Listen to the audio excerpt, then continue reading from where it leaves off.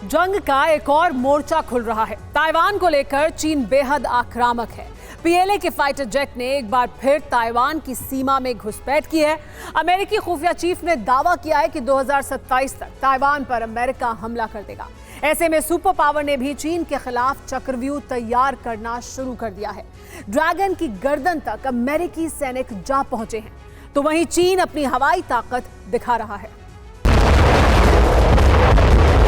Beijing के propaganda centre से जारी की गई ये वो नई तस्वीर है जिसको लेकर दावा किया जा रहा है कि ये ड्रैगन का पहला छठी पीढ़ी का लड़ाकू विमान होगा, जो आने वाले वक्त में पीएलए के वायु सैनिकों की शान होगा।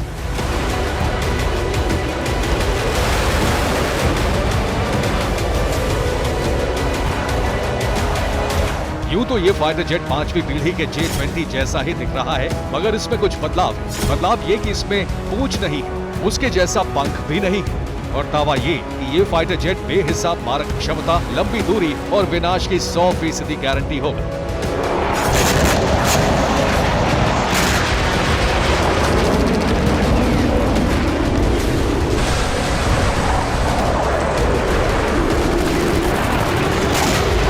दो महीने पहले नवंबर में हुए जुआई एयर शो में इसी तरह के डिजाइन वाले विमान का एक मॉडल दिखाया गया था, लेकिन पहली बार एविएशन इंडस्ट्री कॉर्पोरेशन ने इसकी तस्वीर जारी कर चीन के छठी पीढ़ी के फाइटर जेट पर मोहर लगाई है।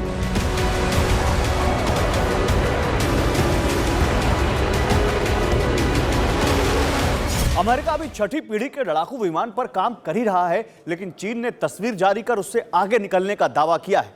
लेकिन चीन की मंशा और उसकी ये तस्वीर हमेशा की तरह सवालों के घेरे में है। सवाल इसीलिए भी अहम है कि क्योंकि एक तरफ तो चीन अपनी छठी पीढ़ी के फाइटर जेट दिखा रहा है, तो दूसरी तरफ ताइवान में लगातार घुसपैठ कर रहा है। 3 फरवरी की सुबह एक बार फिर से कमोबेश ऐसे ही लड़ाकू विमान दिखे हैं ताइवान के आसमान में। एक तो नहीं बल्कि चीन के 14 फाइटर जेट्स ने फिर से लकीर लांघने की जरूरत की।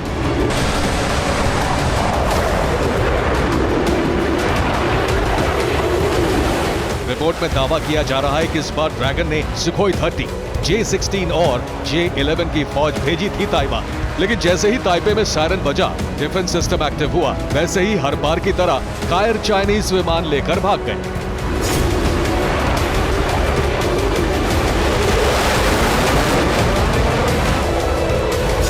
सिर्फ अंबर ही नहीं, समंदर में भी चीनियों ने घुसपैठ की है। पापी फौज की नेवी ने 4 जहाजों के साथ ताइवान स्ट्रेट में सरहद लांघी। हालांकि ताइवान के एक्शन के बाद वे भी लौट गए।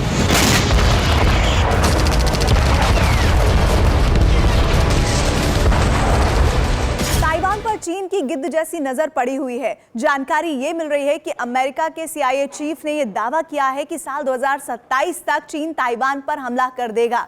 और एक इंफॉर्मेशन तो ये भी आ रही है कि बहुत जल्द ये हो भी जाता कि चीन ताइपे पर कब्जा कर लेता, लेकिन यूक्रेन युद्ध की वजह से वो रुक गया।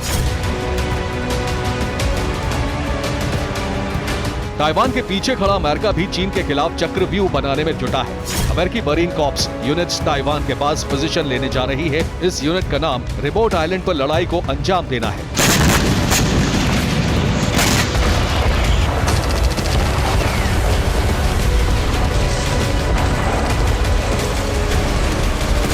दूसरी तरफ ताइवान के करीब चीन पर नजर रखने के लिए अमेरिका ने फिलीपींस में 4 अतिरिक्त सैन्य ठिकानों पर कब्जा जमाया है। ये ठिकाने कहां है ये नहीं बताया गया है, लेकिन माना जा रहा है कि 4 में से 3 बेस फिलीपींस के उत्तरी छोर पर मौजूद लुजोन द्वीप पर हो सकते हैं। ये द्वीप ताइवान के करीब फिलीपींस की जमीन का एकमात्र बड़ा हिस्सा है।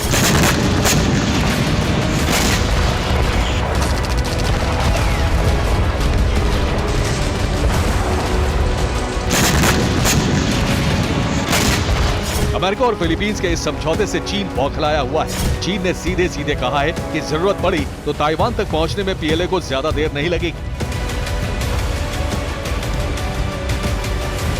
अमेरिका भी इसे गंभीरता से ले रहा है। चीन के विरुद्ध बने अमेरिका, ऑस्ट्रेलिया और ब्रिटेन का गठजोड़ भी जोर दिखा रहा है।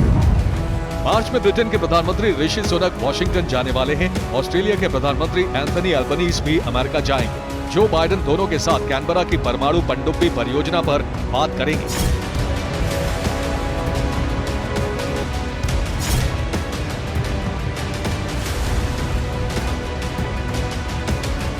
प्रशांत क्षेत्र में चीन से मुकाबला करने के लिए ऑस्ट्रेलिया को परमाणु संचालित पनडुब्बियों के निर्माण और तैनाती की इजाजत को लेकर ये मीटिंग अहम है।